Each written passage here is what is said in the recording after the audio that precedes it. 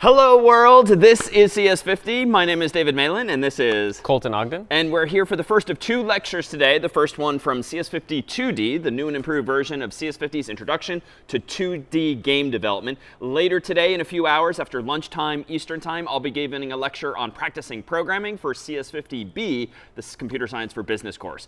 We may start and stop to make some changes and fixes along the way. Feel free to ask any questions via the chat. The last thing we have on the agenda, though, for today is a fun fact from Colton. And I'm wondering, Colton, if you remember what the first video game was that you ever played. It's probably Legend of Zelda: Link to the Past, which isn't befitting necessarily of today's lecture. It will be for next week's or next lecture.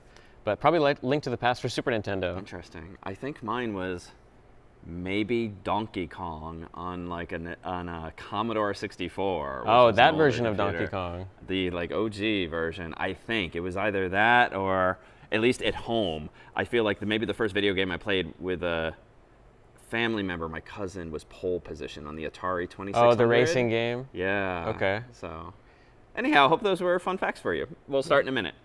Okay.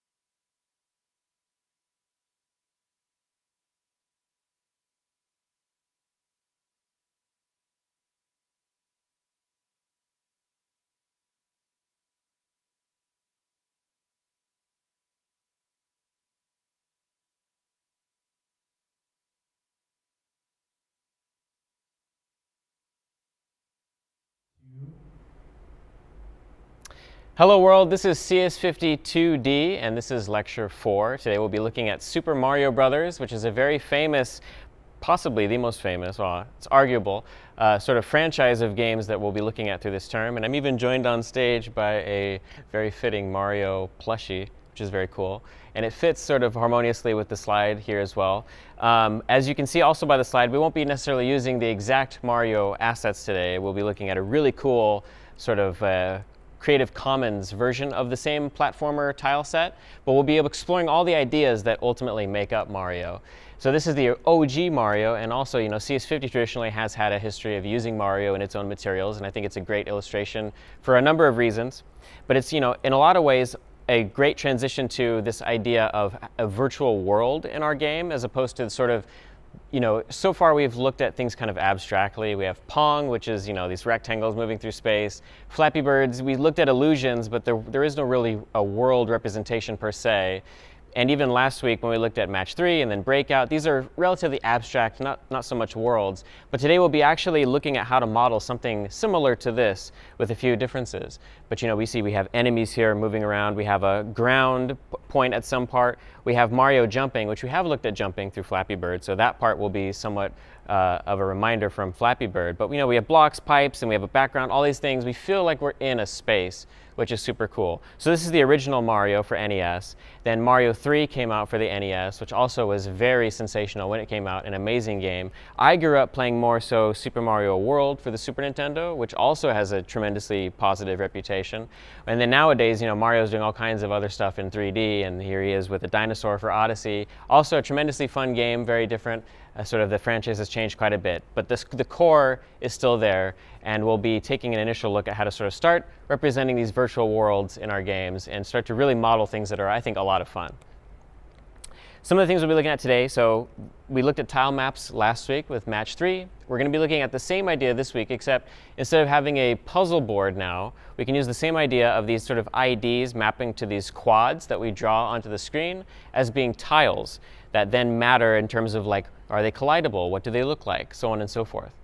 2D animation is important. Mario, when he's jumping, he has a different pose than when he's walking. And sort of that also, when he's walking, he's going frame by frame from one sort of stepping motion to another. He's not just a sprite moving around. We haven't really had this idea of sprites that actually change how their appearance is frame by frame as they move, so that'll be new. This week has one of the more sort of, I think, representative procedural level generation focuses, where we actually will make all of our levels in code. We won't actually hand create our levels, though you certainly could do this. And then we'll talk about how platformer physics differs from AABB and allows us to detect whether our sort of Mario avatar is hitting blocks when he's jumping or moving or so on and so forth. A very, very simple version of AI for the sort of moving Goomba-esque creature we'll have today, which will be a snail. And then lastly, how to have things like power-ups, which will tie into the problem set. So our goal is going to be this representation on screen. I've taken a sort of range of screenshots to show where we'll be going. You see we have the classic initial starting screen, but also all the levels here are just randomly generated. They've got different backgrounds, different tile sets, gaps and chasms, and sort of these different props in the background, and also blocks with power-ups and things like that, gems that we can activate through jumping. And I think it'd be good to actually demonstrate what it looks like. So if we could get a volunteer who'd be willing to come on stage somewhere. Yes, yeah, why don't you come on up? Hey, this is Dane, right? David. Oh, David, okay, okay. Nice to meet you, nice to meet you. Okay, so I'm gonna go ahead and hit this button here to get this started. And now feel free. Okay, press enter. Press enter. All right. And you are now controlling Mario. It'll be the arrow keys to move. You can press spacebar to jump. You hit the snail and caused it to, so some of the blocks will have gems in them, some won't. But as you can see, by jumping onto a snail, you will hit it. The terrain is collidable, so you're walking on top of the terrain. Some blocks, so this block, for example, doesn't have a gem in it, but if you were, it's random in terms of how this is implemented, which one will have a gem in it. But if you keep moving forward through the level, we might get lucky and get a block that does have one inside of it. They all have different tiles, a different frame chosen for them. So that one doesn't either, we're getting unlucky. Ooh. Oh, that one did, nice. so now if you were to jump on top of it, there you go, or close enough to it. This is my best game yet. It's pretty impressive. I spent a lot of hours playing this as a kid. It shows. And so we sort of have all the pieces here, even you're walking and hitting these sort of pillars in the level, collision on the snails, you've got this jump, your frames are changing. If you were to theoretically maybe even pretend, of course, to fall down. Oh, so you want me to? Oh! And we do trigger Such a sort of like accident. a sort of death state at the end of the level. But thank you so much. Yeah, that was yeah. So as we can see, there was quite a lot of pieces there, a lot of new things, and sort of we've taken a step forward in a way that we haven't really done before, in that now we are thinking in terms of existing in a world. Flappy Bird was our initial step, and it was doing similar sort of philosophically, or I guess spiritually, it was making us feel as if we were somewhere. With this illusion that we have this scrolling background, we've got these pipes that are moving. Flappy Bird is in the center of the screen and not really moving technically, but like you could jump and you could use gravity to try to avoid the pipes. And there was this feeling that we were somewhere in space. With Mario, we actually feel like we're moving. We have a camera sort of tracking Mario. We've got an offset into how we're rendering things. We have this tile map. And here, this slide sort of illustrates what tile maps are. But essentially, it's not all that different from what we looked at last week with the grid of tiles with match 3, except last week we were using them to render tiles that we could swap and then calculate matches. This time we'll be actually using them to draw these blocks on the screen that we can walk on, we can walk up against, abut. In the case of, for example, the blocks that we could hit, those were technically game objects, but they're similarly functioning in terms that they're just being rendered on the screen as a subset of that texture, and they move around in space relative to the camera. And so just with this drawing of these little pieces of this texture and then putting them in a data structure that models some sort of level, where maybe if you envision 0 being space, 1 being the ground, in our example it's slightly different. It's 5 for the space and 3 for the ground. But you can essentially map that to a level that then we just calculate, okay, at XY coordinate, there's a tile there, we should collide with it or not, render it as a tile or not, and then we just sort of feel like we're in a space now, all of a sudden, magically. So in order to illustrate this, why don't we go ahead and step into some code with tile 0, where we'll look at some static tiles. We'll go ahead and transition over to the source code here. I'm going to close the Mario example. Let's open up tile 0. And I'm just going to run it so that folks can see what it looks like. But it's very simple. It's just and this is just some very basic art that I've put together here just before we get to the actual nice tile set that we're using in this lecture, which is a very impressive tile set, and we'll show it. But we just have a background color being drawn here, and this is just a random color that I'm clearing the screen with. We used love.graphics.clear in the past. That's exactly what we're using here for the sky, and we're just not drawing tiles there. And then we are drawing tiles where the bricks are. And so if we envision just sort of this 2D sort of grid like we did last time, we can visualize how we do this in the same way that we did the Match 3 grid. We'll look at the code here. The tile size, we're working with 16 pixel tiles. We've got two IDs that we care about, sky and ground. We've got a tiles array. This is not all that different from the tiles, or the sort of the Match 3 tiles table that we used last time. And then we're just going to splice up our tile sheet, which in this case is just a 2-tile sheet, which is going to give us back just 2 frames that, again, we can index into and draw with our one texture. It's a very meager, modest texture here. As you can see, this is a, in this case, this one on the right here is just VS Code's way of saying this is transparent. There's technically nothing here on the right side of this texture, but here on the left is a brick texture that I've sort of created very primitively using a sprite or something. And then here we have this empty so that we can still index into it, treat it as if it's drawing a tile, but in truth it's just drawing opaque pixels. Nothing's getting drawn to the screen. So we have a background RGB that gets randomly selected. Here we're just populating, again, a 2D array, a 2D table of tiles, which are just going to be, in this case, IDs. In this case, they're constants mapping to sky or ground. If we go down to the draw function here, we have a clear color that's happening, and then literally just a 2-dimensional loop that's going to iterate over this 2D table structure that we used similar to last week. And it's just going to draw, it's going to grab the tile, and it's just going to draw, again, indexing into our quads table to get the exact offset, that rectangle from 1 to 2. It'll get either the 1 or the 2.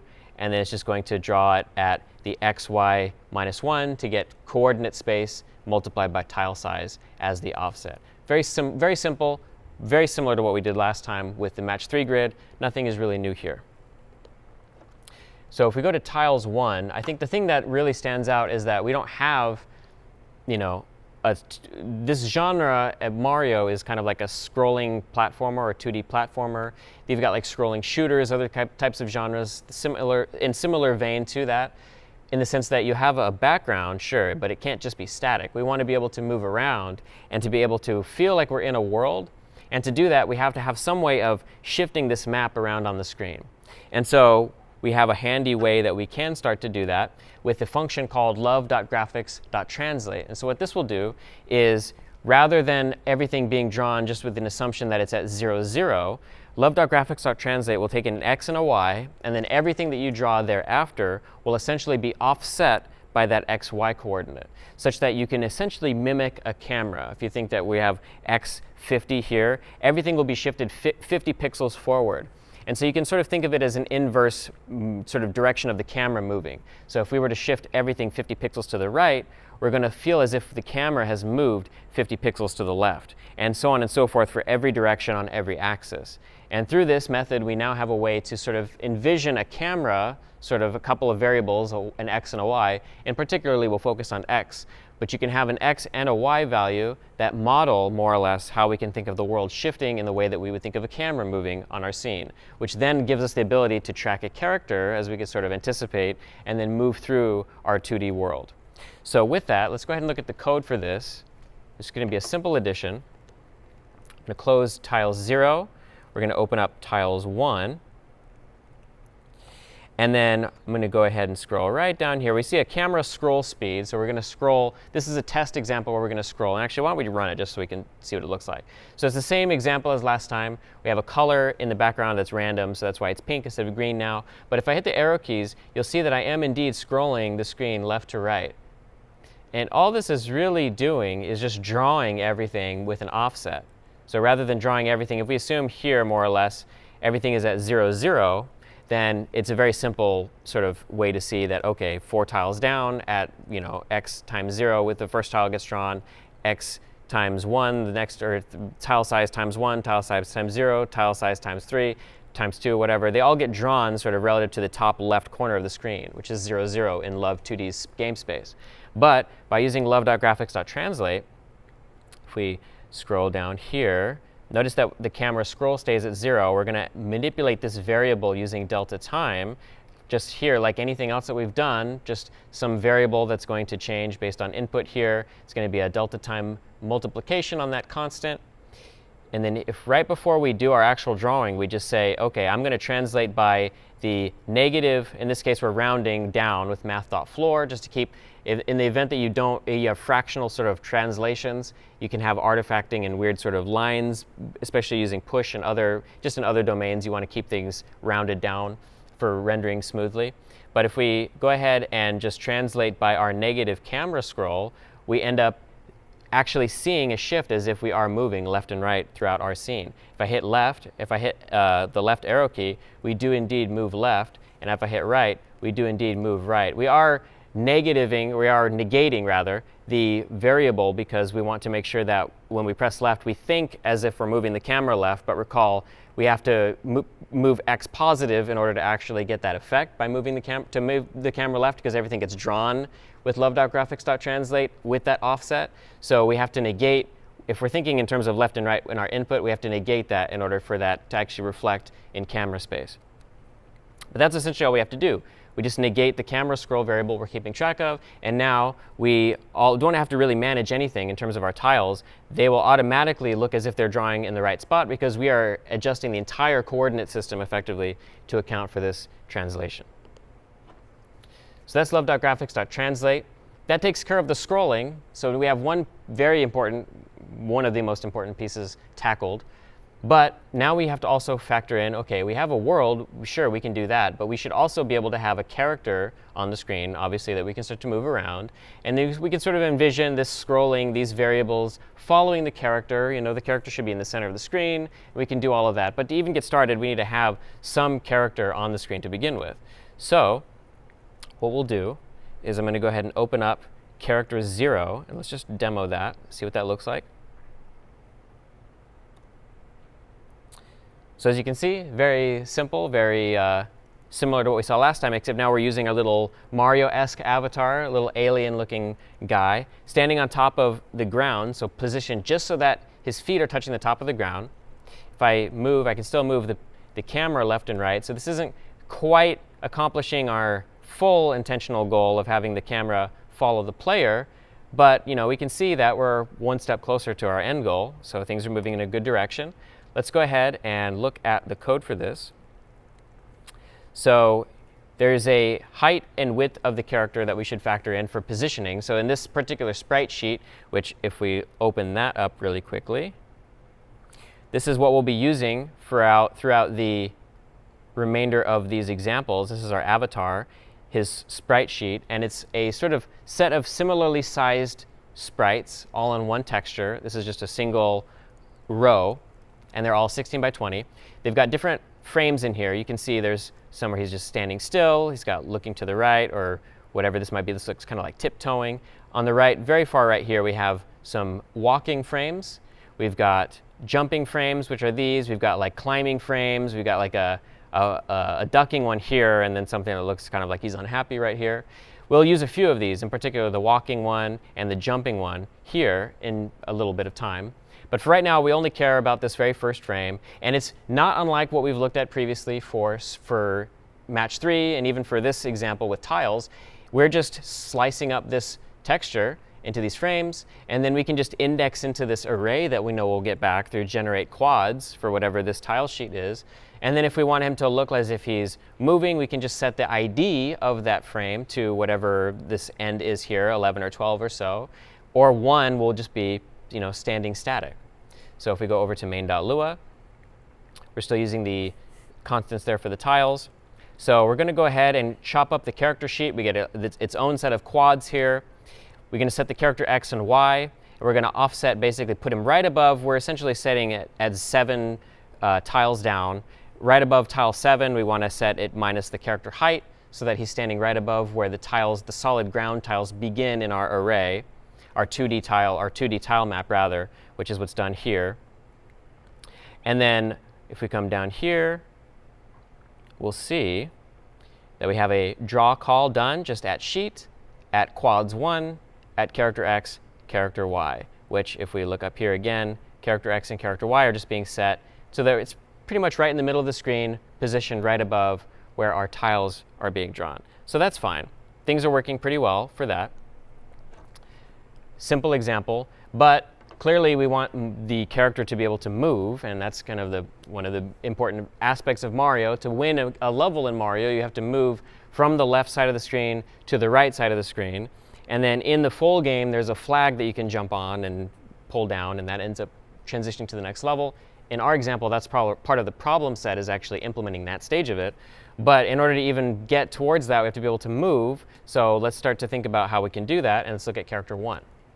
So I'm going to go ahead to character 1.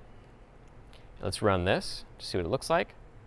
So we have kind of the same thing. Again, these backgrounds are all random. So we can see we indeed do have a character that is moving. Now it's not moving the camera. So there's a couple of pieces here very clearly. We have one to move the character so that the character in the world is moving.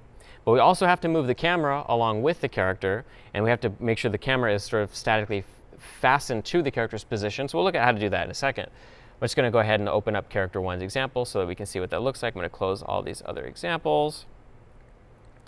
It'll be down here in our update function, where we can see that we're just doing the same thing that we've always done historically. We're just changing the x value by delta time through some constant that we've defined as character move speed. All of these constants typically are tweakable, with the exception of maybe constants that index into your tile sheets. And then we do all the same code as before. Pretty standard. We're not calling, we are calling translate ultimately, but we've essentially replaced the actual logic that adjusted the camera scroll with the character's position. So now we have to essentially marry these two ideas together. So that brings us to character 2, which will be the tracked hero, which will allow us to actually start doing just that. So let's go ahead and close this. And then I'm going to go ahead and open up character 2. And if I move this character, we'll see indeed somehow the character is remaining completely within the middle of the screen. But as we can see by the scrolling of the tiles and the fact that we're reaching the map's sort of endpoints, we are indeed moving our character in world space. So how are we accomplishing this? I'm going to go ahead and scroll down. We are doing this in the update function. So here we are doing the same thing where we are moving the character's position, because the character does need to move in the world. That's not something that needs to change. The difference is that now we need to essentially set the scroll to be equal to what's effectively the offset of the character to its left side, effectively. So we need to essentially take whatever the character's x position is, subtract half the virtual width, which will put it approximately in the center of the screen, and then add the character's width divided by 2, because remember, everything is drawn, or everything in our games is relative to its top left corner, so we need to shift halfway through the character's width to be properly centered. And then now the camera's scroll will always just be whatever that half screen width is away from the character, meaning that no matter where our character moves, the camera's position effectively is going to track the character's position. And so here we can see we didn't really have to change anything here. The camera scroll is now just managed in addition to the character's own position being set. The character's position is now dictating with the offset of half the screen width where the camera gets drawn. So that's great. We have tracking now. Cool. There's a few pieces left, though. Things are a little bit static. Things feel a little bit weird. The fact that we're just kind of moving this static sprite around feels unnatural. So the first step is going to be, let's animate the character. We've seen the sprite sheet. We've seen that we have this ability to do this. Let's actually do it. Let's actually look at what it means to animate something, animate a character or any sprite over time. I'm going to go back to here. I think I have a slide about this just to illustrate this, but we sort of talked about this briefly. But essentially, there's a set of tiles that we have. This is the only one we're using. But if we imagine that over time, this number, this quad index, into this table of quads that we're generating could change and then maybe loop around to some point with some interval of time, we can imagine just like using delta time to either toggle a couple of sprites back and forth, or a couple of frames in this texture back and forth, or we could do any number of things with any number of frames just over some time. And we can see at the very end we've got a couple of frames in particular. Those last two are going to be sort of like the toggles we could envision for walking. If we're looking to the left, looking to the right, maybe we flip the texture, because this is all, folks might notice this is all just looking in one direction to the right, but if we're moving to the left, well, we want to also reflect that literally and just visually. So we need to flip the sprite to look towards the left. So we'll do that as well. And then, essentially you can just think of it like a flip book. Like if you have a bunch of images if we envision those same images just on top of each other in a flip book repeated, and just you flip the pages quickly, it'll look like he's walking at varying speeds. So we can take a look at that. So let's go ahead and look at character 4 or character 3. I'm going to go ahead, close this, and let's just show what this looks like. So everything's the same, although slightly harsh with that green color. So let's actually redo it so it looks slightly better. That looks a little bit easier contrast-wise. So now if I hit left and right, you'll notice he's static right now, but as soon as I hit left, he looks to the left, he's walking, his legs are moving. I let go of the arrow key, he goes back to this idle state. He's no longer moving. He no longer has an animation. If I move to the right, same thing. It's except now they're looking to the right instead of looking to the left, and then back to center. So we've done all the things that I've just alluded to. We're animating, and we're also adjusting the position. So let's look and see how we're doing this. You'll notice that I have an animation.lua in here now. And this is the backbone of how our animation is going to work, and also how animation is going to work in the distro. It's the same class here. But essentially, it's all the things I just alluded to. We're going to have a set of frames. You think of an animation as a set of frames that should play over time, and then typically you'll just loop back through the beginning of them. So if you imagine the walking animation, it's literally just 2 frames. It's the 11 and 12 ID-wise, or approximately there. If you imagine those sort of flipping back and forth, or it's 11, 12, and then looping back to 11, it's essentially a sort of flipping of 2 things. If your animation was 5 frames, 11, 12, 13, 14, 15, you'd play them in order and then loop back to 11. 11, 12, 13, 14, 15, 11, 12, 13, 14, 15, probably, assuming that your animation loops sort of elegantly, smoothly, which is an ideal characteristic of an animation that is intended to loop. It should look smooth, in the way that our Flappy Bird parallax background was smooth, and the same backgrounds in this distro are smooth. The animation should have an interval, and then often it's the case that an interval is the same, but you could, in theory, have intervals that are different, and so you would need to keep track of each interval per frame, what that is, and then you could set an animation to change sort of differently over time. All of our animations for this distro will be the same interval, and it's usually some very small duration in seconds, or half or fractions of seconds. In this case, the walking animation is probably like 0.25 or 0.5 seconds. And then a timer to manage that, and then whatever the current frame is. We're going to get this back whenever we call our animation. We're going to need to render the animation at whatever its frame is. So the key detail, which I alluded to, which is delta time here again. Delta time is often the solution to these sorts of problems. So if there are more than 1 frame in the animation, then we're going to just update our timer. And then assuming that we've crossed over that interval, so whatever that might be, we'll pass that in terms of a definition here, which is what this def parameter is to the constructor. We will then set the timer back to the modulo of that interval, which will wrap it back to 0 and start it with whatever the fractional overlap was. And then we'll just set it to be no greater than 1, or rather the higher of 1, so it can't be below 1. Or in this case, we're going to modulo, if we take our whatever our current frame is, plus 1, and then modulo the number of frames plus 1 onto that.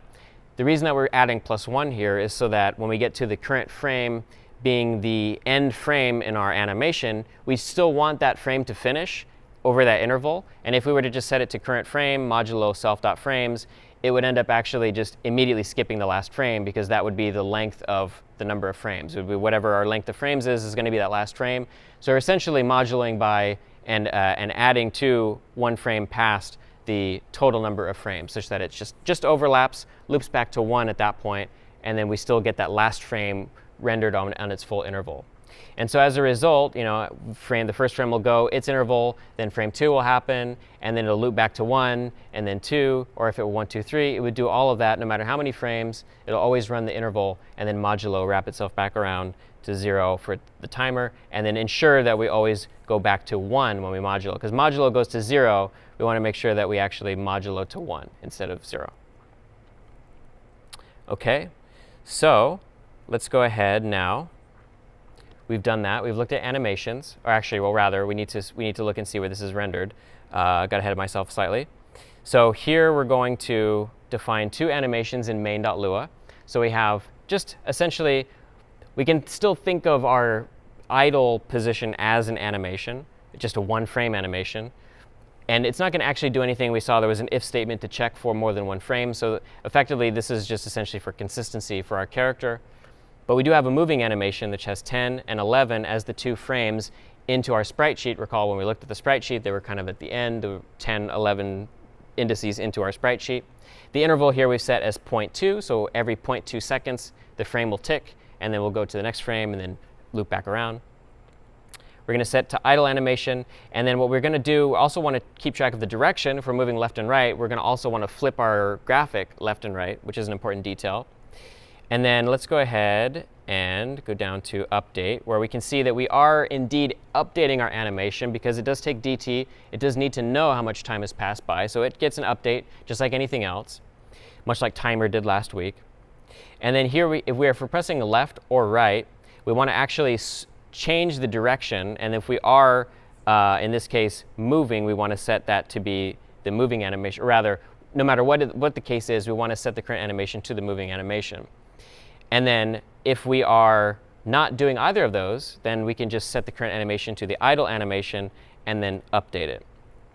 The result being here, if we come down to love.graphics.draw, after the map gets drawn, when we draw our character, we're going to, instead of drawing quads at just index 1, which we were doing previously, we're going to, whatever our current animation is, we're going to call getCurrentFrame, which if we look back here, it was literally just an index into self.frames at current frame, so just a glorified getter, basically. And then we're going to essentially set the width and height here by an offset, because it's important when we're shifting things in space, rather when we're flipping things left or right, in either on the x or the y axis.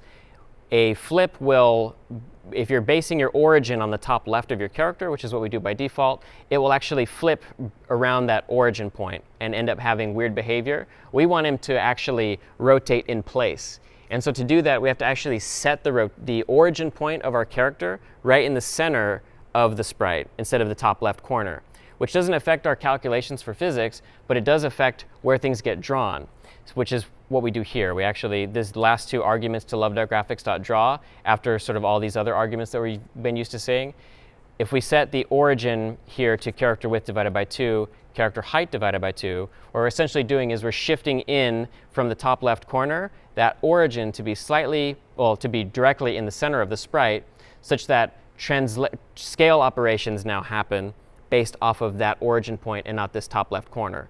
And the scale operation is how we apply a flip. If we scale by -1 on the x or the y axis, that's effectively what's going to flip the axis around the origin point, and it's going to trigger that sort of flipping aesthetic. It's a scale, technically speaking, and that applies to the origin. It's always going to be relative to the origin. And so we also, in order to account for this, we have to draw, essentially shift the characters x and y by that value, because now all drawing operations are going to occur based on the center point of the sprite, which is going to result in the sprite looking as if it's shifted up towards where its 0, 0 point was previously at its top left. So we're essentially shifting the origin into its center, and then we can offset that by drawing inwards by that amount, and then we can now flip its axis of rotation, or we can flip along its x-axis depending on whether it's moving left or right, or whether we have left or right set. And so ultimately that results in being able to move in place while being able to still have the same collision, and things draw just as if they were as they are expected to, essentially. And so we have, therefore, all that we need in order to draw a sort of flippable translation, or a flippable animation now, a character that can rotate, or not rotate, but can flip on any axis, y or x axis, and look as if it's moving left or right. And they animate as well. So now they actually look as if they are sort of more lively, interactive character, which is great, great steps. The last thing to illustrate just the basics of the character before we move on to other topics is the ability to jump, which is a very core part of Mario. Mario's sort of signature thing is jumping up and hitting blocks. And so it's only fitting that that's the last thing that we have Mario do in this example. And there's, again, we saw that already alluded to the sprite that will allow us to do that. And what's cool is we already sort of looked at that in Flappy Bird. So let's go ahead and open up character 4. I'm going to close these examples. Open character 4. And then we have the same thing as before. I can move the character left, right. Everything works exactly the same. Now if I hit spacebar, you'll notice that if I'm staying still, the character is just kind of jumping up and down in place. If I move right and jump, you'll see the animation is slightly different, but they are indeed jumping with their fist raised up, which is part of that animation, and then left, sort of the same thing. So I'm essentially setting that frame to be whatever that jump frame was, probably 9 based on my memory of the sprite sheet. And then if I'm moving left, it'll keep that frame. And if I'm moving right, it'll change to that frame. And that's essentially all we need now to feel like we're using a sort of very analogous Mario character with all the same basic features of at least Mario from the original Super Mario Brothers version. We can take a look at that here. It's not a whole lot more that's been added. We've just added a new animation for the jump animation, which is apparently frame 3. I thought it was frame 9. It looks like it's frame 3. And then if we come down here just a little bit, down into the love.key pressed, if the key is equal to space and the dy is 0, meaning that we aren't already jumping, because remember, this is what we did in Flappy Bird. We have some gravity amount. The character can jump up to set their negative gravity, their negative dy, to some value, like negative 300 if we assume like a 980 or 900 gravity on the positive y-axis. And then gravity will bring them back down. But that's essentially what we need to check for here is, are we already negative, or are we already statically set on the ground such that we're not either jumping or falling down? Because we don't want to just allow the character to just keep jumping and going up and up and up. We did that in Flappy Bird. You could just spam spacebar and just keep moving up the screen, which is part of the game. But in Mario, you only get to jump when you're touching the ground, so that's what we do here. Then we can see here we apply gravity, very similar to what we did with Flappy Bird. And then in here we have just a hard sort of like check for, are we at where the tiles begin on the map, which is about tile 7 minus the character's height, so that when its feet touch the top of that tile, it won't go any deeper than that. And then we'll just update whatever the current animation is, and then keep moving left and right, so on and so forth. The same thing should still apply. We should still be able to move left and right, and then still apply a transformation to whatever we're jumping at with current animation. Nothing changes. Even if we're jumping, it's still going to be the same thing here. But now our animation can now just be jumping instead of being static or moving to the left and right, depending on whether we press spacebar and we are indeed jumping. And that ultimately wraps up all of the character examples, which now we can begin to start to take a look at another key aspect of this distro, which is the level generation. OK. I'm going to take a water break real quick. Good job.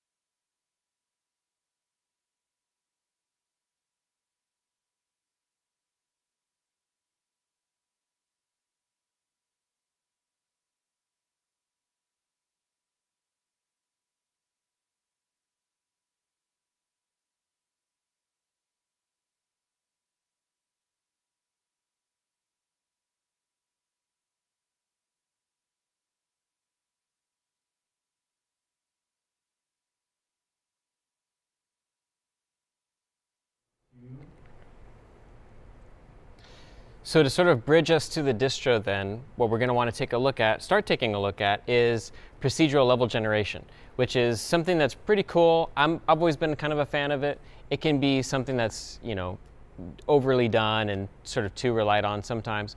But in the case of today's example, the benefit is that we can get some really nice looking levels without actually having to, by hand, create all of them, giving us sort of this infinite replayability, which we've explored this idea in concept, at least in terms of Breakout, for example, where we have all of these different types of grids of bricks that can be generated, that can be broken. And then in match 3, the grids have to be randomized in a similar but simpler way. But in today's example, we can sort of start to think about levels similarly, in that you essentially have obviously a grid of what we represent as numbers so far that we've looked at. And these have some sort of semantic meaning in terms of how they should be placed together. For example, a ground should be at some baseline level, probably, so far we've been doing it about 7 tiles down into the game space. And then you can start to think about, okay, well, that's just a flat ground that's infinite in sort of the way that it feels, and pretty simple and not much of a level. But if you start to say, okay, instead of having, all tiles throughout that whole space from 7 down on the y-axis all the way to the end of the x-axis, all of them always being filled, we can start to imagine, okay, well, what if we instead just decide to introduce gaps in there sometimes? Or we put pillars, or we draw pyramids, or we do any number of things. We start to add new props, new features. Instead of tiles, maybe there's switches, maybe there's blocks we can jump up and hit, maybe there's sort of decorations like bushes and clouds and various things. Maybe there's coins, any sort of thing you can think of, and you start to place these around, and you sort of have rules that get more and more elaborate. Now you've got this system in place that allows you to create these infinite levels, and the sky's the limit ultimately for what's possible, as long as your logic is such that you never overly put the player into a position that's unwinnable, which is difficult in its own way. You end up having a pretty robust system certainly for testing, and maybe even for playing games that are fun enough, at least to play for some people. So we'll be looking, this week we have a quite nice tile sheet that's Creative Commons. An artist named Kenny did the original version of this, which then had a sort of 16 by 16 version done by somebody else, which is really neat. And it has just a plethora of tiles here, as we can see, and these are all tile sets. We will only use a couple of these throughout today's lecture, in particular the empty and the full, just square version. But you can see there's slopes and rounded versions and all sorts of fun things you can do with that. I encourage people to explore with the code base. But in addition to that, we not only have tiles, but we also have toppers for them. So this is a way to sort of add, these don't really functionally mean anything in terms of gameplay, but they do offer a way to differentiate your levels visually in a way that allows us to get the sense that, okay, we're not just in some random plane. Maybe we're in like a candy themed place, or like this icy area, or this foresty place. And so this is just a simple change, really. Ultimately, it's just drawing a texture on top of another texture, which we'll see. But it does offer a tremendous amount of visual variety that gives your game a lot of pop and makes it feel just fun to play. In addition, the sprite sheet includes a lot of these other tiles and whatnot that we can use. There's some hills and some blocks. We'll use these blocks for sure. We'll use there's a flag here for actual distro for folks to use for the problem set. And then there's some other various examples here. You can see that there's even a couple of creature sheets here. We'll be using this. This is where we got our character from. But there's also like an enemy here, a snail enemy, and a bunch of other things. The gems here for the power-ups, keys and locks for the actual problem set as well. Here's the tiles again, so you can see what it looks like just isolated. I've gone ahead and isolated most of these as well. So rather than having them be just in one big texture, which is what this is by default, instead we have this. We can sort of now, if everything's symmetrical, recall we can splice it up programmatically a lot more easily. We don't have to hard code offsets and do things that are too crazy to figure out where we are. Same thing for the toppers. These are now isolated. These are now programmatically sliceable in the same way.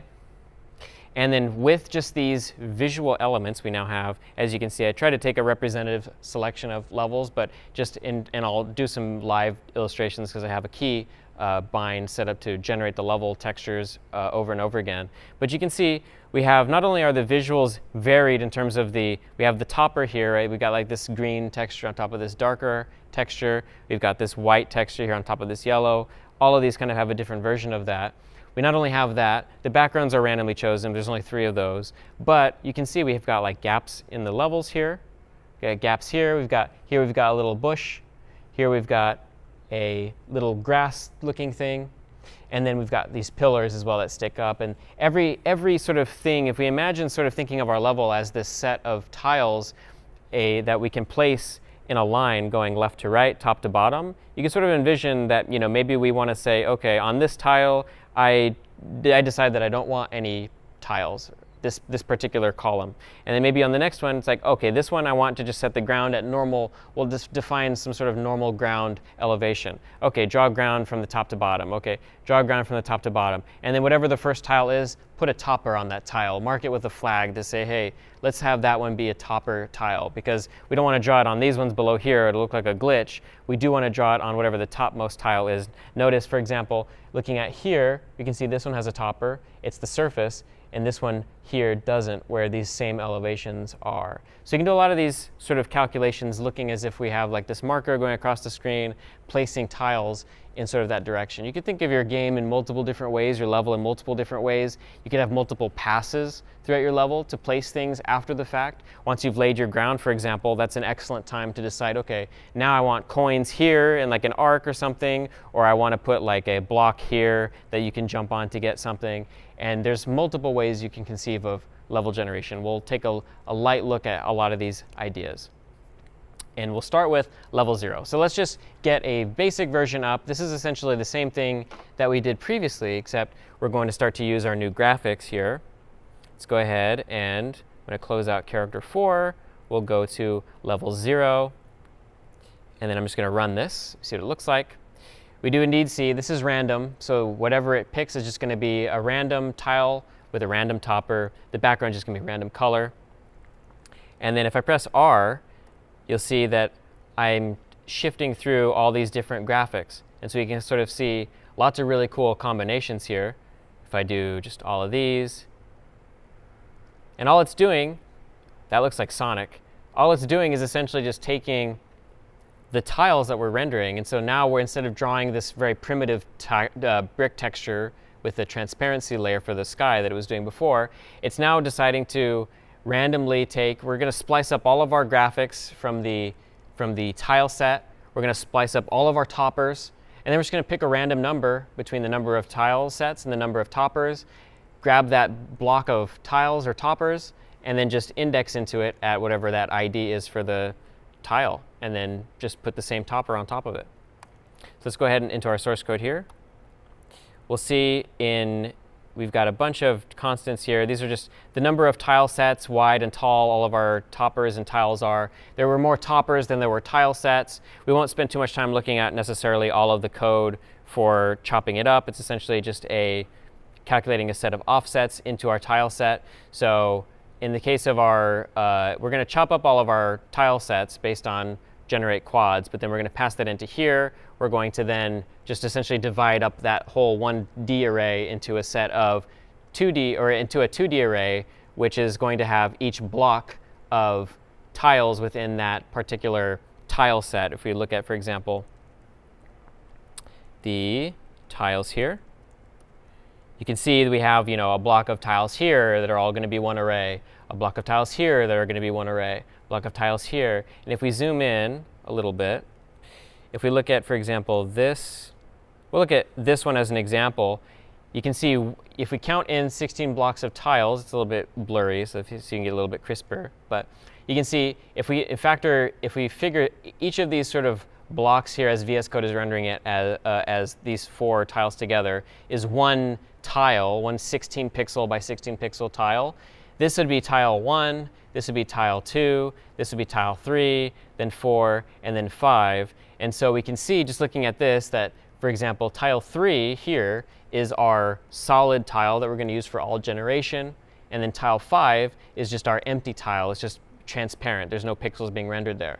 If folks wanted to, they could choose to use some of these tiles here for sort of slopes, if they wanted to implement slopes and offsets, vertical offsets for walking up slopes. Or if you wanted rounded corners, you could choose to use these for the bottoms of certain things. A lot of these other tiles are the same tile essentially as the solid tile, but put together in a way that makes it easy to visualize sort of what the tile set looks like in a representative example of what the terrain ought to look like.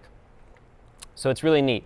And we can essentially just index into this with some ID 3 and 5, 3 being solid, 5 being sky, essentially, or ground and sky. And we can do the same thing for toppers, which I've called tile tops, which is laid out in the exact same way by design. And if we just zoom in a little bit, we'll see that they align such that, whoops, if we go to where the purple begins here, we can see we have 1, 2, 3. The topper would perfectly align with that tile, 4, and then 5 for transparency. So things line up perfectly between the tile sets, and then it's a matter of just deciding, okay, if I have a tile set and a topper set, we call them topper sets, I can just draw the tile, and then if I have a flag on that tile that says, okay, you should have a topper, just draw a topper as well right afterwards on top of that tile, and now we get this sort of layered effect of this top of the tile having this element on top of it. So if we look down here, I'm just going to go ahead and scroll down just a little bit here because we're going to choose a random tile set and topper set, which we can index into. I'm going to come down to the draw function here, which is going to be where we have our 2D iteration over all of our tiles. And so when we get our tile, we're going to do our usual draw, which has been previously what we did, essentially, which is just draw whatever that index into the tile set is. We were just using the 2 tile set before, but we're going to actually have whatever the tile set that we randomly choose. These are just going to be 2 random numbers. And then whatever the ID is at that tile. We're going to store the ID just on the tile now. Instead of it being a number, we'll store the tile ID because we want to flag whether it has a topper, which is what this does right here. So topper is just a flag. It's just a Boolean that's basically going to be, okay, is this tile like essentially touching, is this the top surface of the ground essentially when we create our level? And if it's true, then we should draw the topper. Else that means it's going to be below somewhere under the ground, under that first tile. That gets done in when we actually generate the level here. I might have put it into a function. Let's go ahead and scroll down just a little bit. Generate level will now, instead of just being a tile ID that goes into our table, it's going to actually set topper equal to whether y is equal to 7, meaning that that's the point at which we begin to draw solid tiles.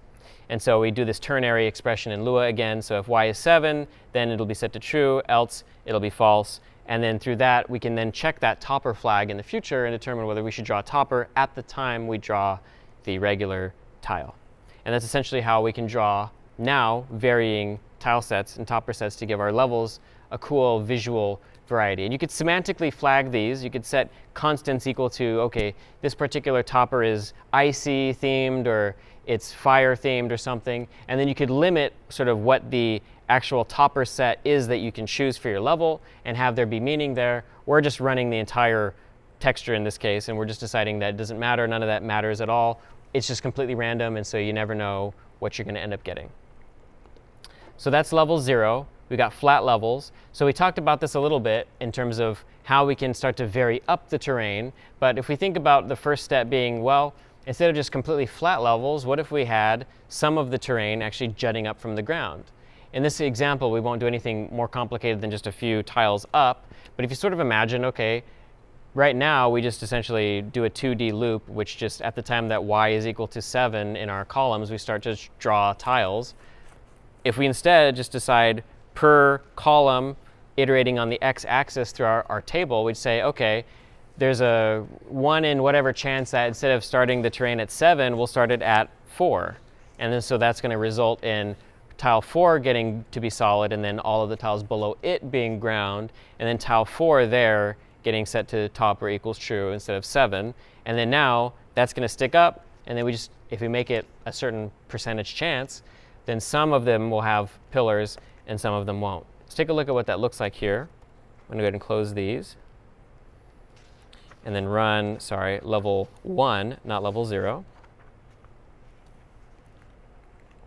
And you can see here we do indeed have our character on the screen. We can move around a little bit.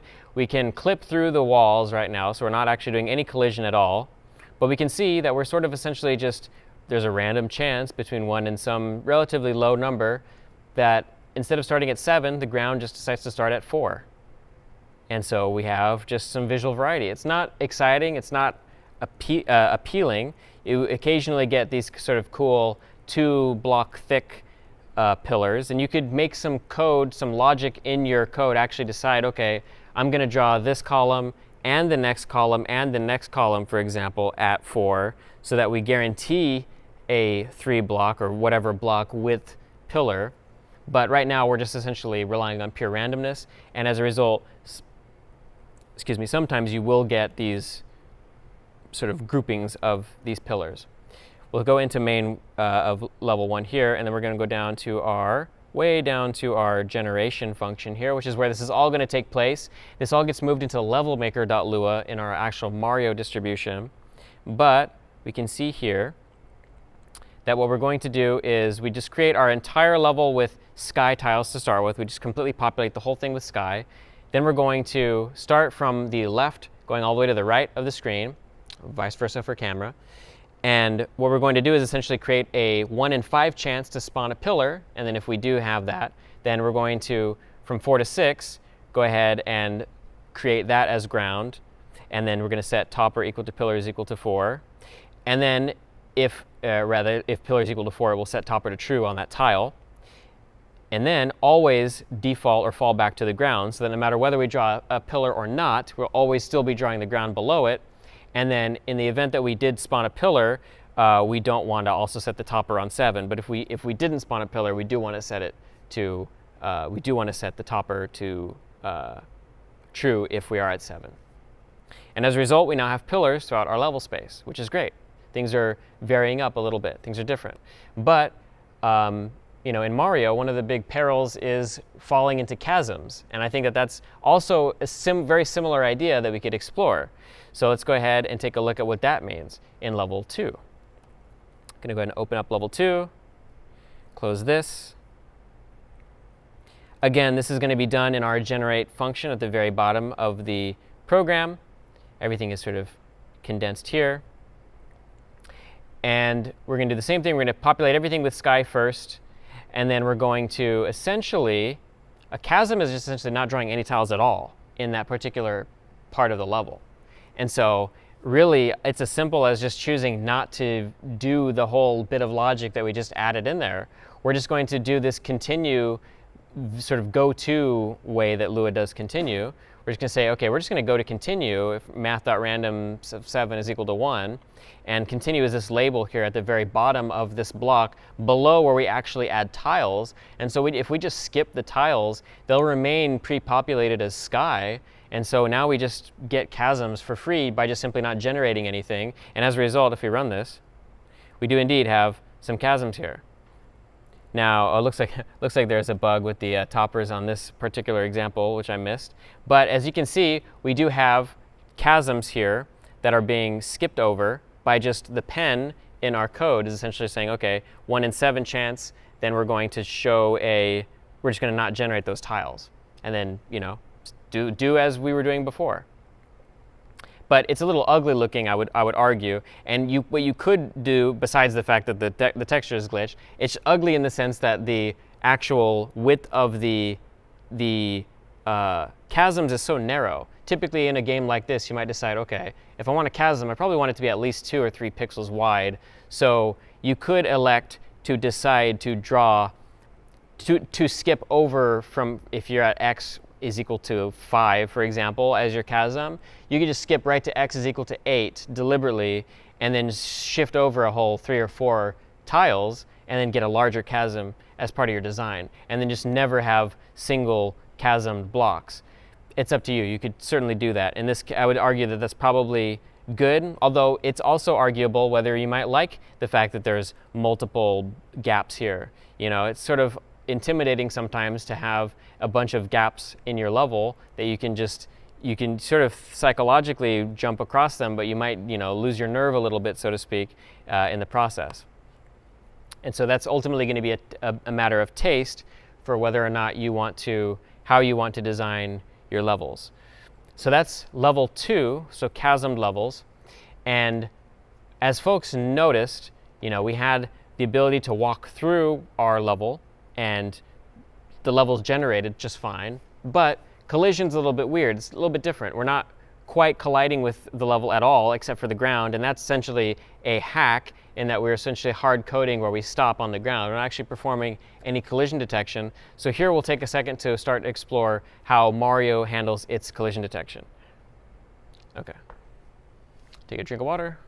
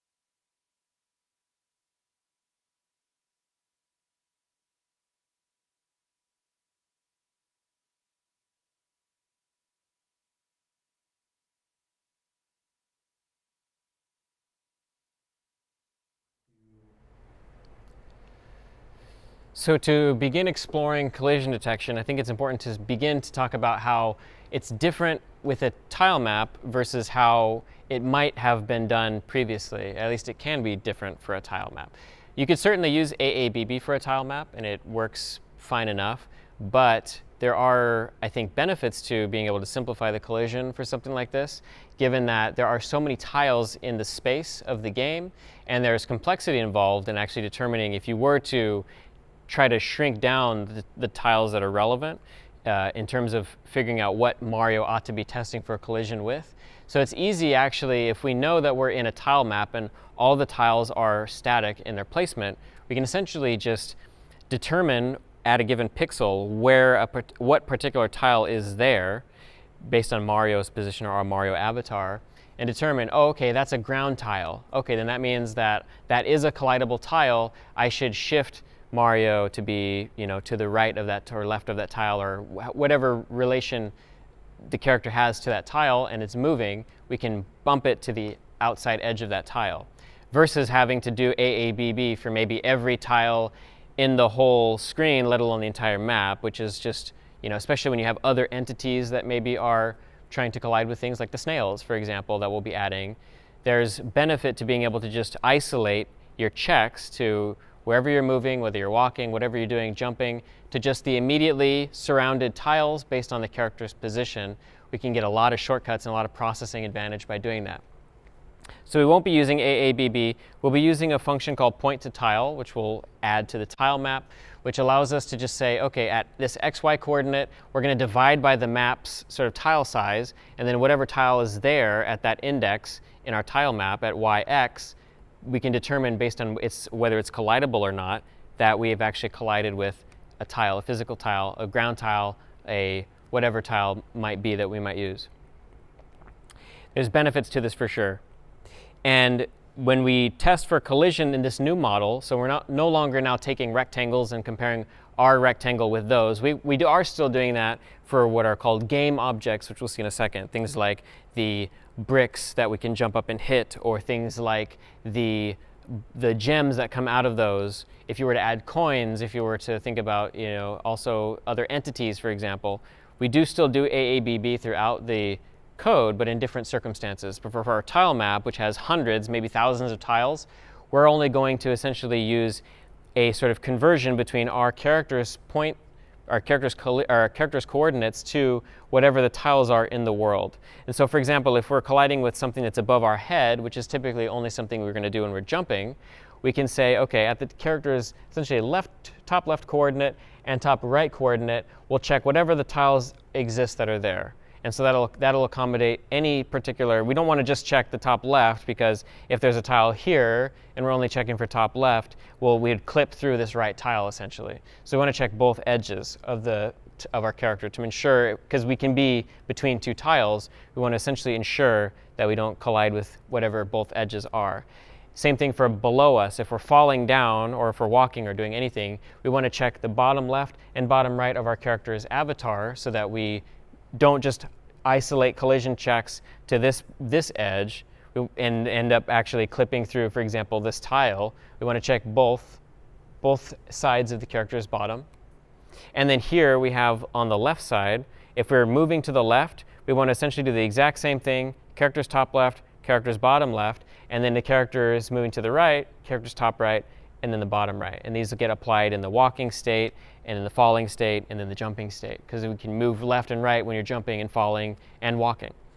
And so with those, assuming that you detect or you calculate, okay, whatever this xy is, and then divide by the map's tile size, you'll arrive at the x and y indices into your table in order to actually figure out what the tile is that's there. And then you can then say, oh, is that a ground tile? Is it a sky tile? Sky tiles aren't collidable, ground tiles are collidable. And then you're only ever checking, pretty much depending on your direction, 2 to 4 tiles at any one time instead of maybe hundreds or thousands of tiles. It's a very sort of like O of 1 type of operation. And then we have also a discussion about entities that we'll have to talk about. We can briefly look at the collision before we maybe talk about the entities, because that's a whole other subject. Entities being what will be, for example, the player and the snail and various other things. Let's take a look just at how the collision is implemented in the code base. And we'll be overall probably skimming over some details and encouraging folks to read some of this because the code base is quite large. But we'll be looking at some of the important things, and I'll point to and explain some of the important aspects here. The player is essentially in Mario the gist of it has a lot of the underlying behavior and functions needed for our actual character. So you'll see that he inherits from entity, which is sort of like a base class that has an x and a y, and just a collision function. And it's kind of just the overall representation for something that should move around and interact in your game. And some game engines and frameworks might use entity to be just about everything, or game object to be just about anything. In this particular case, we'll think of it as sort of like moving things that can be agents. And you'll see that there are a set of collision detection functions. For example, we have check left collisions, we have check right collisions, we have check object collisions. So there are also game objects in our world. Again, I alluded to this being, for example, the blocks that you can jump up and hit, or the gems that you can collect if you were to hit one of those and they spawned a gem. We want the game objects and tiles to be different because the game objects have behavior that is particular to them, that is special, sort of. And you could also, therefore, put them anywhere you want in your game world, and they're not beholden to this static coordinate system that you have in your space. and also they can be drawn on top of a tile. For example, you might have a brick in your world that's a game object that you might want to draw on top of sky. And that's not really possible unless you have like multiple tile maps, which introduces complexity. But you can't really have that unless your game objects are kind of separate from your tiles. Like your tiles, if you're using this sort of model we're using today, and with the advantages that it has with collision and whatnot, you're kind of stuck using a static tile-based system, and then you have to layer on top of that to achieve some of the effects that you want. But essentially, we have to check object collision separately from tiles because the objects using AABB collision are sort of like separate entities. And you see this collides function here. We're sort of using the same AABB that we've used in the past, and all of these things have those same functions implemented for them. But this left and right collision detection function is important because it has this self.map. The player maintains a reference to the game's map in our code base, and then this point to tile function. So what we're doing is we're essentially saying, okay, I'm going to take whatever our x and y is plus 1. We're doing that just to sort of shrink our hitbox just a little bit to give us a little bit of wiggle room, flexibility with how we move around and don't overly. I've noticed that if you have it be too firmly set to your boundaries in a game like this, collision is a little bit, it feels too constrained. It feels too, you hit things when you don't feel like you should. It's better to just kind of, it feels better to just kind of take a couple pixels off in the form of our x, y, and then our width and height. And so what we can do is essentially say, if we're checking for left collisions, we'll say, okay, what's the tile to the top left and the bottom left of me, which we saw in our diagram before. We do that by taking our x and our y, and then our bottom left for the top left. And the bottom left is essentially our x and then our y plus height. And then we can use this operation called point to tile, which if I open up the tile map,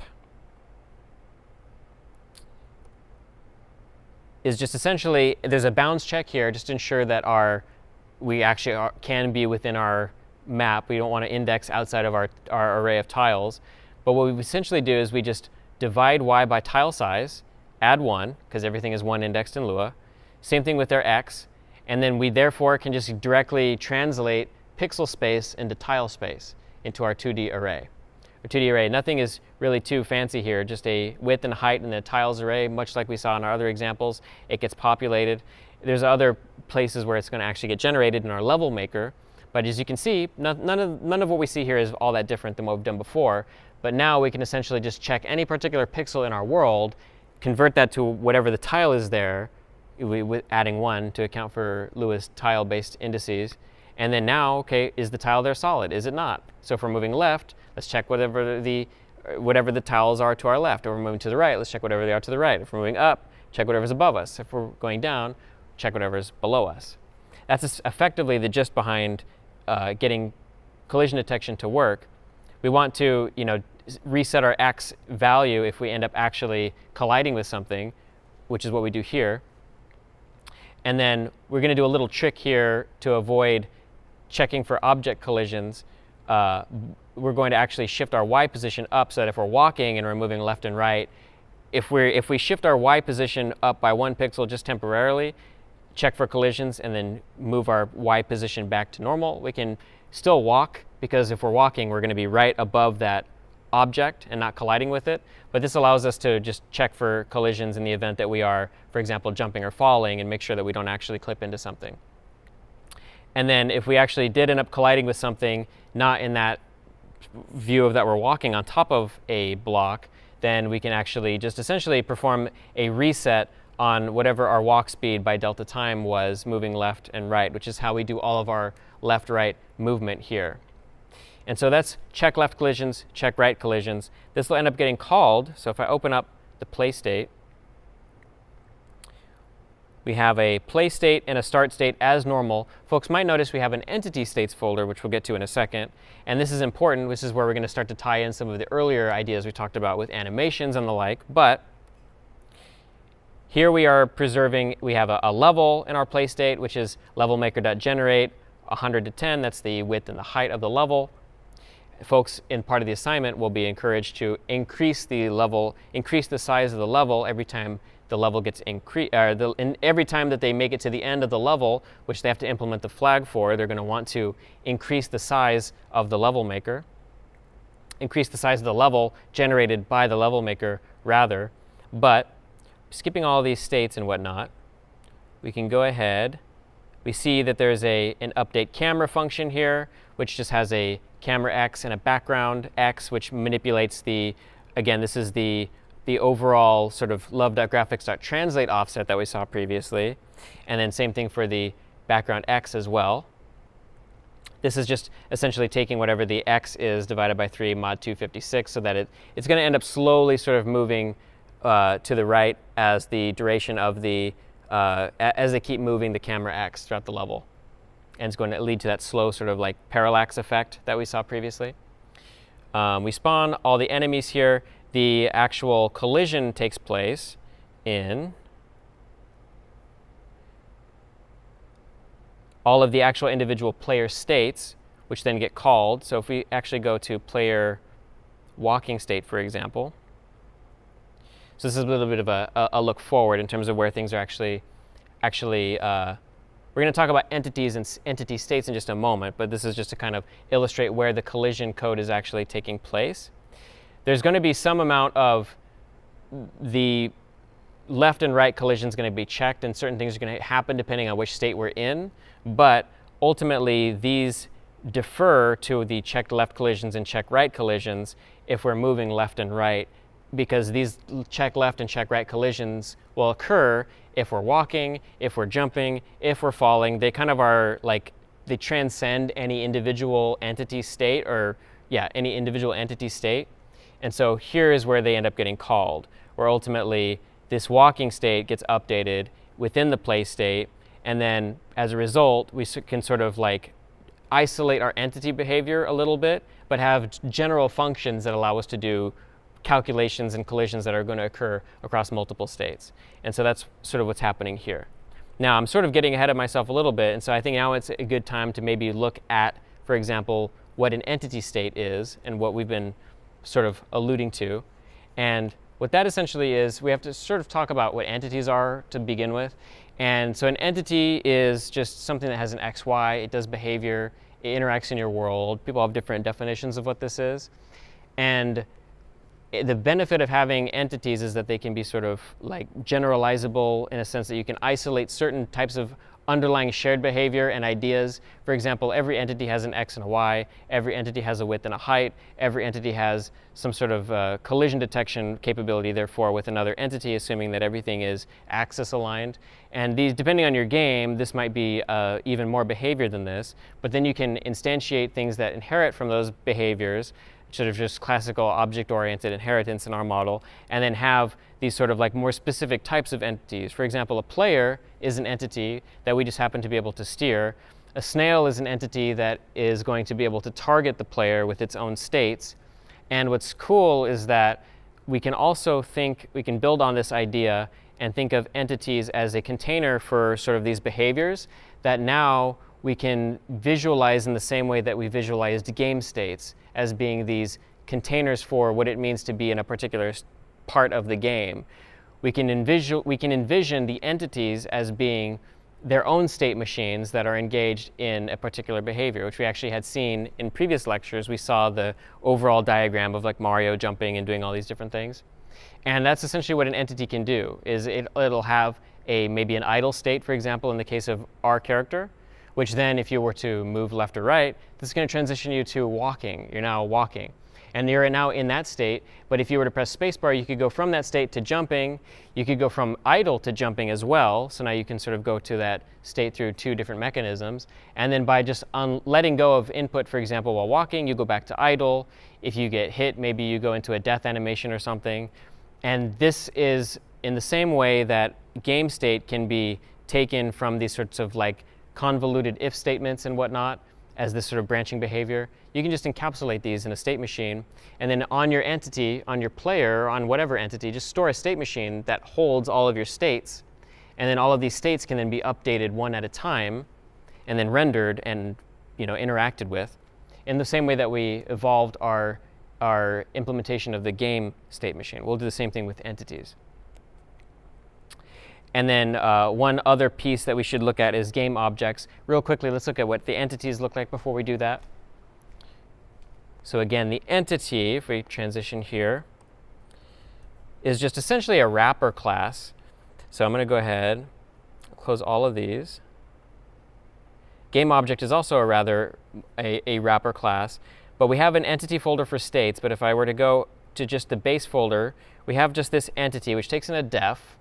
You'll see it has a position and a velocity. Most any entity we've ever interacted with in our games all have an x and a y and a velocity and a width and a height. They'll all have a texture. They'll all have a state machine. They're going to have a set of states, a direction, a reference to the map so that they can actually see other aspects of the map and the tiles and whatnot they want to interact with.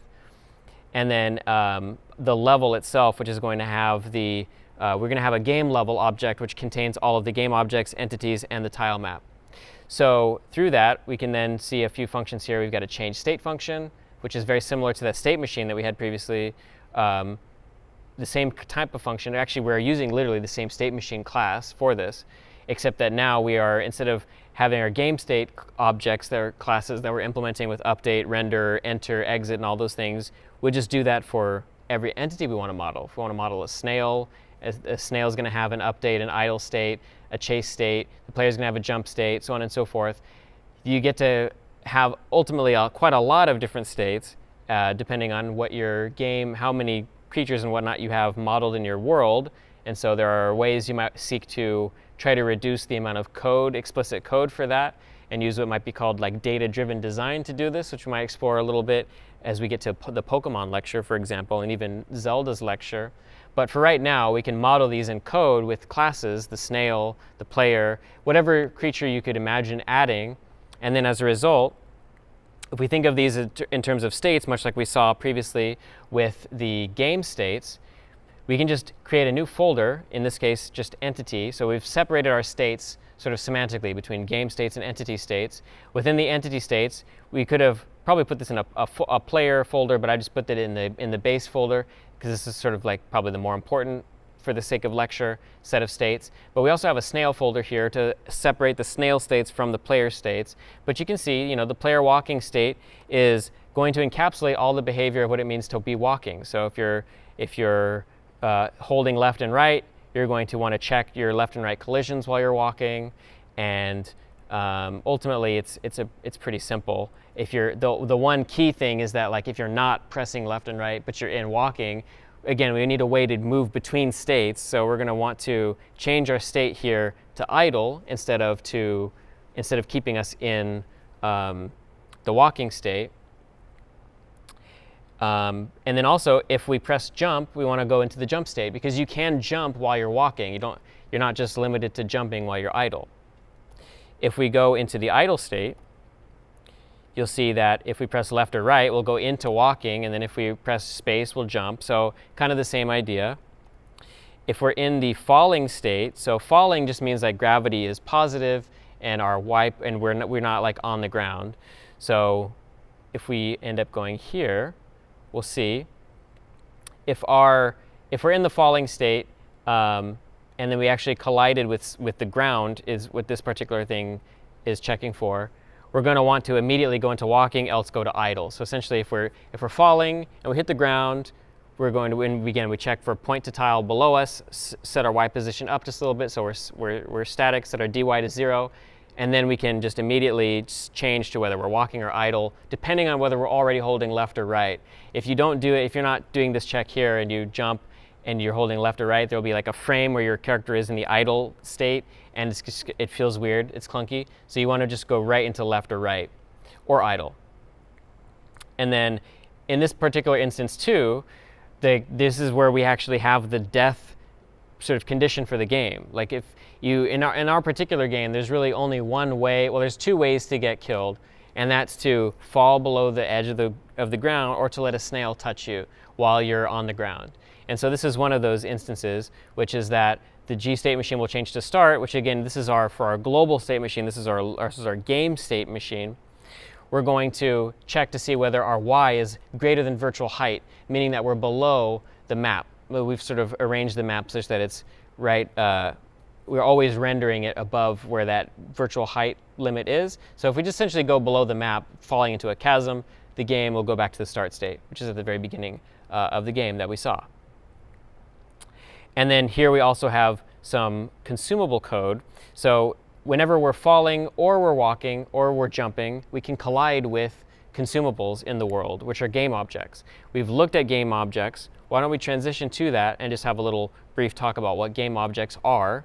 So game objects are, you could in theory put these together with entities in a way, just mark entities that are they're not agents, they're not moving around, they're not doing anything that's sort of representative of some sort of sentient thing. But in the case of our game, we're going to say that game objects are this class of item or object that is interactive in the sense that you can collide with it or you can hit it and it will maybe do something for you, but it's not an entity. So it doesn't have states, it doesn't do all of those things.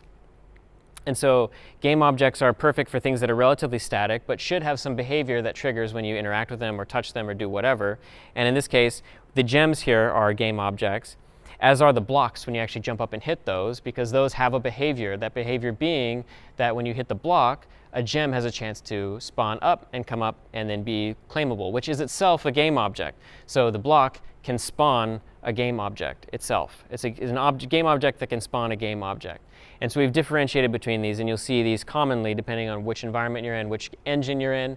Some engines will use game object to be literally anything, including an entity. Some will separate them. Some will just have entities, and they will use what's called an entity component system, or ECS, where literally you just have everything is an entity, and then it contains its behavior, not through inheriting from some base class and then getting more specific, but rather just having some sort of component within it that determines its behavior. And then in order for all entities to interact, they just iterate through all of their components, and then just their behavior is sort of emergent as a combination of all of their interacting components. Those are called entity component system. Unity, the engine, is an entity component system, as an illustrative example. So that brings us, I think, also to the topic of power-ups, which is essentially just a game object that you could think of as just affecting some sort of state on the player. So in this particular example, we use a gem, but you could decide to implement a power-up, for example, that the gem in our example just improves your score, but you could decide to increase the size of your character or to turn your character invincible, which will be part of the problem set. So this will be relevant for the problem set. Have a star or have some sort of object that the player can touch. Maybe it has a chance to spawn from the brick instead of the gem. And then particle effects should happen, maybe a rainbow effect on your character. And then right now, when you walk into a snail, you will just die if you're not jumping, if you're not falling, rather. But you should ideally, if you were invincible, be able to just touch the snail at that point, which is very similar to what Mario gets to do in the game when he gets a superstar, and then defeat the snails that way. So let's take a look now at how game objects are implemented in our code. If we go ahead and transition over here, I'm going to close out the, so actually this is the perfect place to show it. So in our world, we have a game level as sort of this container for, because we want to have game objects and a tile map and entities all together as sort of this trifecta of things that interact together, we're going to put those into what's called a game level, which is this container for all three. So if I open up game level here, you'll see it literally just has entities, objects, and then a tile map.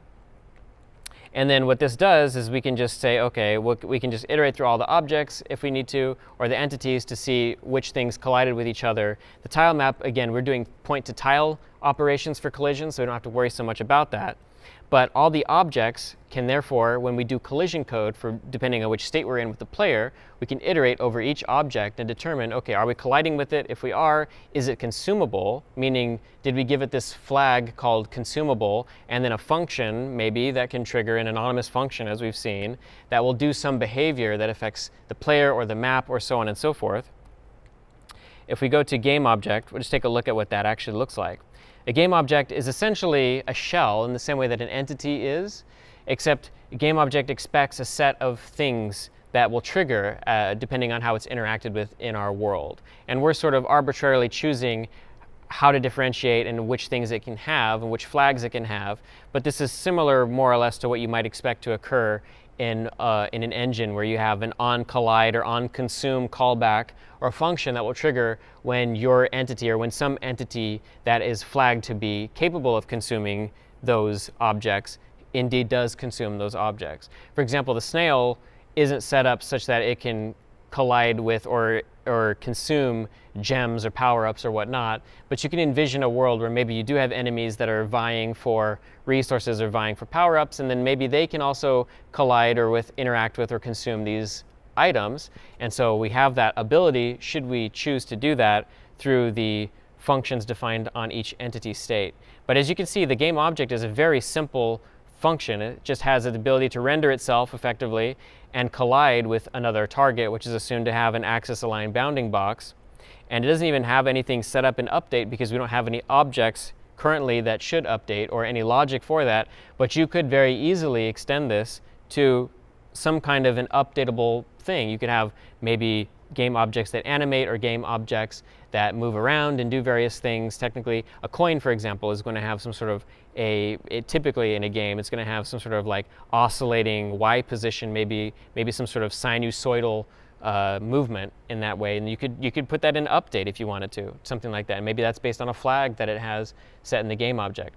What we're mostly concerned about with is its collidable, consumable, onCollide, and onConsume flags, which, if we go into the level maker, this is where all of that is going to end up being created. So recall that we showed a very simple version of a level, how to create a level, previously in our example. So level 0, level 1, where we just had chasms and whatnot. But when we're doing a full proper level here, we're going to want to not only maybe add some props, which will be game objects that are just not collidable, right, which will just render them wherever we place them.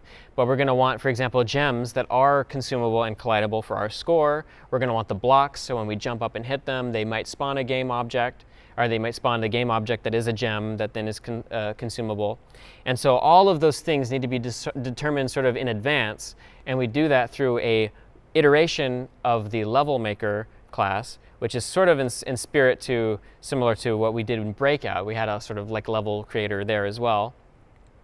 You'll notice that in some ways it's going to look very similar to the level maker that we were using in our previous examples and just the test code, or sort of the lead-up code, but we're actually now doing quite a bit more. If we scroll down here, we're doing all the usual chance to be empty, chance to lay out space, chance to be pillars and whatnot. But when we generate pillars, we can, for example, generate a bush on a pillar, which will just be, we even saw an example of that in the screenshots, where we have this objects list. This is going to be returned. We're going to return a game level from this level maker. And recall, it has the objects, the entities, the tile map.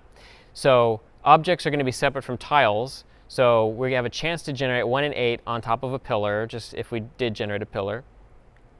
The texture, the game object expects a texture. So the game object will know to index into whatever the right texture is. It'll know which quad, therefore we should, by quad it'll be the frame key here. And it'll just be a random, in this case, just a random bush in this case from the list of possible bushes that are there. The sprite sheet has a ton of different varieties and colors and things, so wherever possible we've added some randomization. But essentially it will just be offset based on the top of wherever we are in our list of, remember, it generates at index 4, so we want to shift it -1 so that it's on top of that fourth tile. But then it just has a width and a height. It's going to be able to draw itself. It's not collidable. Its collidable is false. So our character will just, like, when it queries all the game objects that it can collide with, it will just bypass checking collision on it. So it'll just go in front of it. And then this is just an example of like a static game object that just essentially is a glorified sprite renderer. But if we come down, for example, past this other bush example, to the jump block example, which is the more complicated game object in the distro, you'll see it in a lot of ways is very similar to everything else. It's just, it has a texture, an X and a Y, a width and a height, a frame. It just can be a random jump block. We saw in our example there were lots of different objects, lots of different jump block tiles for it to choose. But notice that we have collidable is true, so it will perform collision detection when we check check object collisions in our player class as the function. It's going to have a hit flag that's false. So if it's been hit already, we don't want it to generate a gem or do its chance to generate a gem, for example. And you might render this with a different texture in theory. We didn't go through the pain to do that in this. But you could, if, for example, in Mario, the actual game, if you hit a block that's got a coin in it, typically what happens is it starts off yellow and then it goes into some sort of like faded color after you've hit it to show that you've hit it. So solid is true, meaning that it actually has collision detection and pushes us outside of it. You can be collidable and technically not be solid, and still like the collision will trigger, but you won't actually get pushed outside of it. On collide is the actual function that's going to trigger when we hit it. And so what this means is that essentially if we imagine that on collide gets called at the moment, in this case it's when we jump and we hit it. So on collide will only trigger in our code. We're going to specifically trigger it when we actually jump. If the object has not been hit, we're going to have a random chance to then spawn, notice, another game object. We're actually triggering, and this is all also, by the way, in a function, an anonymous function. It's getting assigned the label on collide, so I guess it's not completely anonymous, but it effectively is anonymous in that we could set this to something else later if we wanted to and swap this out. But on collide is essentially this function that's going to trigger later. We'll trigger on collide. It's going to 1 in 20 or 20% chance generate a new game object, and now it's the gem. So it's going to be the gem. It's going to end up setting itself up to above the actual block, which we do here. We actually take the gem itself. We're using timer.tween, which we saw last week. Over 0.1 seconds, we'll set its y to be equal to the block height minus 2 times tile size, which will end up shifting it up above the actual block height. And then we're going to play a power-up sound. And so this is a sort of way to tie in one of the things we saw last week, which is this idea of smooth movement. So when we actually hit it, we're going to actually spawn the block with a sort of like interpolated Y movement, so that it's like the smooth movement versus just like instantly, oh, there's the gem. Notice it's got a consumable is true. It's got an onConsume function callback here, which assumes that it takes a player and an object. We'll play a sound here when we do that to show that we've picked it up, and then we're going to increase our score by 100. And then in our actual check object collision function is where these sorts of things get handled in our player. If we go back to player here, if we go to check object collisions, this gets called across various different states, across our jump state, our fall state, our walking state, because all of those different states, you can consume a gem or whatnot in all of them. You can be jumping, you can be falling, you can be moving. Just not idle is typically where you would not be consuming. Unless you had movable consumables, then you would want to add that to your idle state because it could move into your hitbox in theory. But as you can see, every time we call this check object collisions function, we're going to do a check for whether we've collided with it, which is just the AABB collision detection. If it's solid, we're going to insert it as being like a collided object that we've collided with. And then if it's consumable, what we're going to instead do is we're going to actually call that onConsume function. Object.onConsume, we're going to pass ourself as the first argument, then object itself, and then we're going to remove from the actual objects inside of the inside of level.objects. We maintain a reference to self.level.objects as the player, so the player can do these sorts of operations. We're going to then remove it from the table so that it immediately gets taken out of the world, so that we no longer see that anymore. When it does the loop to render over all of our game objects, it'll no longer be there. It'll be completely gone. And again, this occurs throughout all of the various player states that we can potentially consume a game object or collide with a game object within. I think the last thing that I'd like to look at in order to illustrate sort of some of the stuff we've talked about is the snail states, which we haven't looked at. The snail sort of being this entity that exists, sort of that gets spawned at the level maker creation time, again, based on a random chance, just like the game objects are spawned. It's going to have an X and a Y. It's going to be placed on a particular tile. But these have their own states. So notice that it has an idle state. So in the idle state, what's kind of cool is that it has its own animation. It's just a single frame of it being in the shell, which is kind of just a cute thing. And then its behavior is such that essentially it has a wait timer or a wait period where it'll decide, okay, after that wait period, I'm going to change my state to be either moving or chasing. And chasing is just essentially if the difference between the player's x and the snail's x is 5 tiles or less, it will set to be chasing the player, which just means wherever the player's x is, go towards that x, which we can see here, snail chasing state. These states, by the way, are instantiated, and they take references to, in the case of the snail needs to have a reference to the player always. So when these states get defined initially, they all get the player as a reference to them. So this is important if you have any operation that you need to take place within your world, between your entities or the player. Often the most expeditious thing to do is to just pass in a reference to the player or the map, assuming that you don't have just this gargantuan list of things, and to try to have these sort of high-level relationships between things.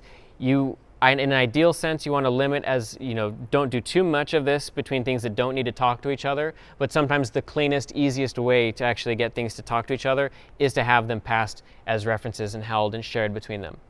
So here we have a chasing state. It just always will be looking to see, basically, is the difference between our x and the player's x 5 tiles? And if so, like, keep moving in that direction. Otherwise, there's a chance for it to actually, or keep essentially moving left or right based on where the difference is, whether it's left or right, or change it to be just moving, meaning that the moving state essentially just chooses a random destination. So if we go to here to the moving state, we'll see that it has a moving timer, which is just going to be, here it's just flipping a coin left or right to its initial moving direction, but it'll always be doing that essentially every time we end up deciding that we should choose a new direction. It'll be based on just the same kind of timer as the wait timer was, where we just decide, okay, after X period of time, I've been moving to the right, let's move to the left instead, or let's keep moving to the right, or whatever the coin flip decides. And then there's a 1 in 4 chance for it instead to just go idle for a little bit, just to mix up behavior. And this is essentially how you can get some interesting sort of like lifelike, sort of like fake lifelike behavior or some interesting interaction in your game without going too crazy. That's the gist behind overall most of the objectives that people will need for the assignment. If we transition here, essentially assignment 4 is that we should, first off, I don't think we had a chance to even see that it happened in our testing, but right now there isn't really a cap on the player falling, or rather, there isn't really an assurance that there's going to be solid ground beneath the player when they fall. So you're going to want to do that. Just as an easy initial thing to also get people used to the level maker code. The key and lock are in the sprite sheet, and these are cool. They're different colors. Folks will have to choose between one color of the key and the same color of a lock, which will open up the end goal. So this is just to get people used to using game objects. So the key will basically enable the player to interact with the lock such that it'll unlock the goal existing at the end of the game level, meaning that the flag should then spawn. That, or folks can choose if they want to spawn the flag just in a state that is empty or not functional. Either way, the lock has to open the flag, has to make it accessible. And then once they do that, once the player touches the actual flag at the end of the level, they should generate the next level. So right now there isn't really a way to transition between levels, but take the level that you're in right now and then just generate a new level, and then make sure that it's just a little bit bigger than the level that you're currently in. Additionally, folks might have noticed on the actual sprite sheet, there's an animation for the character to climb up a ladder, and there's a ladder as well. So the next part would be to generate pillars that are higher than 4 tiles tall, so something that the player cannot jump over. Currently, they can just jump over pillars, but we're going to make it such that maybe generate it 1 or 2 tiles taller, such that you can't actually generate or jump over it, and then add a ladder to the side of it such that you climb the ladder instead, get to the top of the pillar, and then jump down or fall down. And this implying that you'll need, of course, a new state, a ladder climbing state, in order to, and therefore model the ways you get out of that state in order to allow this to be possible, and therefore allow you to sort of climb on the y-axis sort of more arbitrarily. And then also the last thing would be, which we alluded to briefly, a power-up. So right now we just have gems. You can interact with a gem to increase your score, but folks should choose like a star or something else that will allow you to become invincible, and then therefore interact with a snail if you're just walking, for example, and have some sort of particle effect.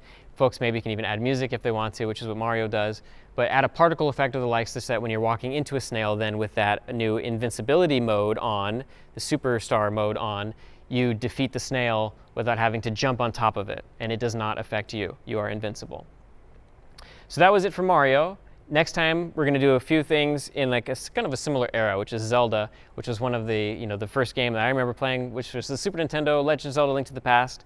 In this case, we'll do a simple example. We even included the hearts in there. But so far, we haven't really done a top-down perspective type game, so we'll explore how to do that. Movement in 2 axes, therefore, left and right. A little bit different than platformers with gravity, but in some ways simpler. And we'll be looking at a few other cool tricks like stenciling.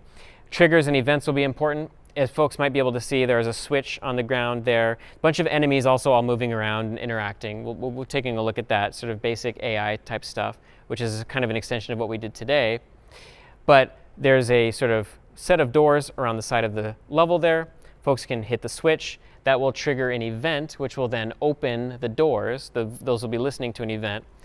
That gets fired, that then will get handled through a function that will open the doors, and then folks can then move through the dungeon and then go to another randomly generated room with switches and doors. And then also, really key, folks will be able to actually swing a sword and inflict damage, and that's going to require the use of a hurt box. And then lastly, in particular in relation to the problem set, we'll be exploring the idea of inventory and how to model that in order to show how to, for example, acquire and use a boomerang to attack enemies from a distance. So that was Mario. It was probably one of my, at least, more favorite lectures in terms of I really like the idea of these virtual worlds that we get to explore and use tile maps to represent that. There's a lot of things we just introduced, game objects and entities and all these things, but I think it sets the stage for a lot of really cool things coming forward, so we look forward to that next time. This is CS50 2D, Super Mario. We'll see you next time.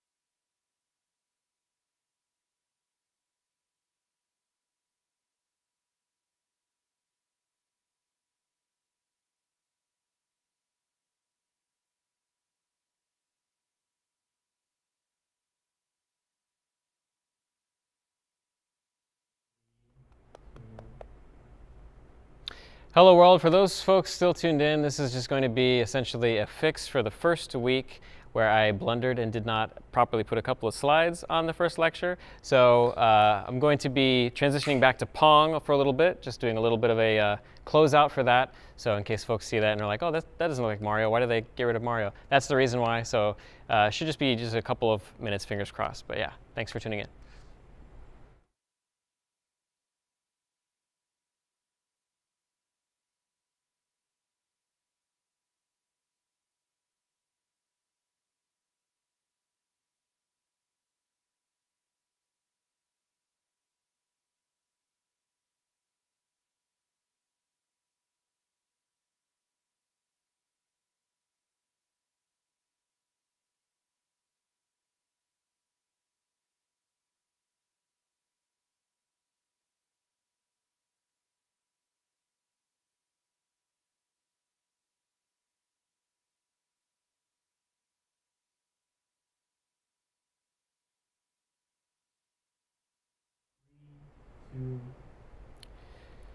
So with that, we've covered a lot of ground, but that brings us ultimately to our very first assignment in the course, which is going to be, so far we've used just the paddle on the left and the right. They're both manipulable by their arrow keys in WASD, so one player gets to control both of them. Ultimately, that's not quite conducive to an ideal implementation of Pong. So the problem set for the very first example, it's somewhat well contained, I think, for just a starter problem set, but it's going to essentially be adding a very basic version of AI such that the paddle on the right side moves on its own in order to play against player 1. So player 1 will retain its ability to move up and down, but player 2 will now be controlled by the AI through some sort of update process up to the implementer's discretion. But ultimately, how balanced or not you want to make it, up to you, as long as it behaves and plays in a manner such that it suggests an actual AI is responsible. So next time, we're going to transition away from the world of just shapes and simple colors and whatnot, and take a look at our very first images. So as a spoiler, next week is going to be Flappy Birds. We're also going to go a little bit into the future.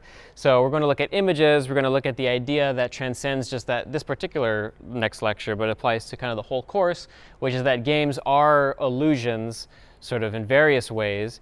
And we'll look at how that applies to this sort of fake world or fake scrolling we'll be seeing with Flappy Bird, which is part of the problem as well, part of the lecture as well, which is this infinite scrolling we'll be doing. We'll be looking at a very basic initial teaser about procedural generation. This is really ultimately just kind of a randomization of these infinitely spawning pipes that are going to be moving through the game, as we'll see, which is the ultimate obstacle shown by the image here that you're supposed to dodge in the game. But importantly, we'll be looking at state machines as well, and a way to clean up what we did in this lecture, which is just that we had essentially conditionals in a string variable with game state that was just going to determine what we could do or could not do at any one given time. But we're going to find a way to abstract over this in a lot more elegant of a way that lets us decouple our states separately from each other. And then finally, because it is a mobile game, I think it's fitting that we look at a little bit of mouse input to sort of tie things together at the very end. So this was CS50 2D Lecture 0, Pong, which we did cover a lot of ground. There's a lot of very fundamental, important things that we looked at today. Even just the basics of drawing shapes sets us up for next week. But we'll see you next week with Lecture 1 into more of a modern era with Flappy Bird. See you next time.